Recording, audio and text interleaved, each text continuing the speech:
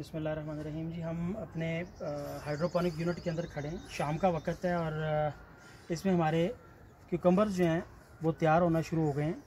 ये हमने running water के अंदर, आप देखें कि ये छोटे छोटे से ग्लास हैं। इन ग्लासेस के अंदर जो है हमने कोकोपीट, कोकोक्वायर भरी हुई है और ये भी हमने लोकल लिया है, इम्पोर्टेड नहीं है। यहाँ से हमने लोकल इसको तैयार किया। ये सारे इसके अंदर फर्टिलाइज़र भी लोकल हैं और ये इसके अंदर हमारे क्यूकम्बर्स जो हैं वो तैयार हो रहे हैं। ये पार्थिनोकार्पिक क्यूकम्बर्स हैं और पार्थिनोकार्पिक क्यूकम्बर्स आपको पता है कि इसको नर की ज़रूरत नहीं होती है, मेल की। ये विद इन सेम फ्लावर जो है वो इसको पॉलिनेशन इसकी हो जाती है। आसान अल्फाज में आपको बता रहा हूँ। तो पार्थिनोजेनेसिस के ज़रिए ये तैयार हुए हुए खीरे हैं जो कि बड़े डेलिकेट किस्म के नरम से पौधे हैं। आज पहली रमज़ान की भी तारीख़ है, थोड़ी देर में रोज़ा भी खुलने वाला है। तो हम अपने इस वक्त खीरों को और इन चीज़ों को देख रहे हैं कि हमारे पौधे कैसे तैयार हो रहे हैं। और हर नोड के साथ ये 2-2, 3-3 खीरे यहाँ पे लगे हुए हैं ऊपर तक। बल्कि नीचे वाले पौधे शायद इतने पत्ते हेल्दी नहीं हैं जितने कि ऊपर के आपको नज़र आ रहे होंगे। ऊपर अगर आप देखें तो पौधे और उसके पत्ते बड़े हेल्दी हैं और ऊपर आने वाली तमाम क्रॉप जो है उसका साइज़, उसकी रंगत, उसकी खूबसूरती जो है बड़ी अच्छी चल रही है। तो इस सिस्टम को घरों में लगाना, इसकी पैदावार लेना, इसकी प्रोडक्शन लेना बड़े आसान है। आपके सामने ये 6 पाइप इस तरफ हैं, 6 पाइप उस तरफ हैं। 12 पाइपों के अंदर मेरा टमाटर लगा हुआ है, ब्रोकली लगी हुई है, आइसबर्ग लगा हुआ है, खीरा लगा हुआ है।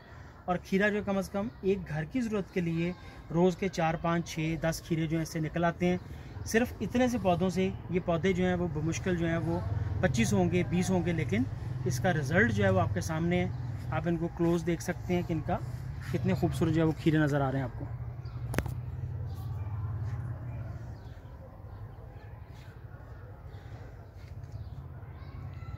ये भी देखिएगा, ये क्यूकम्बर्स हैं, इसके अच्छे साइज़ में, हेल्दी साइज़ में ये तैयार हो रहे हैं। इसके साथ ही लगा हुआ दूसरा है। इसकी दूसरी साइड पे हमारे पास करेले के, कद्दू के, टिंडी के पौधे जो हैं वो तैयार हो रहे हैं। वो मैं आपको दिखाता हूँ। ये देखें, ये टिंडियाँ तैयार हो रही हैं। ये कद्दू के पौधे इसमें लगे हुए हैं। ये रेड कैबेजेस हैं।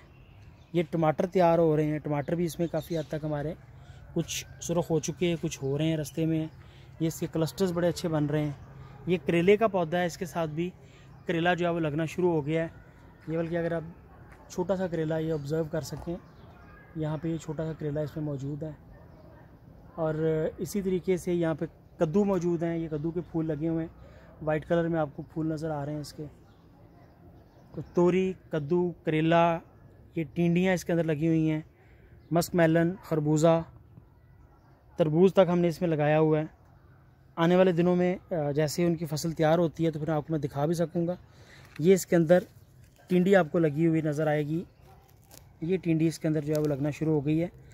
कम से कम 1 से 2 फैमिलीज़ की ज़रूरियात जो हैं वो इस छोटे से स्ट्रक्चर से, छोटे से टनल से आसानी से पूरी की जा सकती हैं।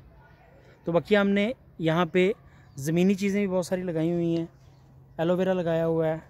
ये साथ जो हैं वो कद्दू शरीफ लगाए हुए हैं।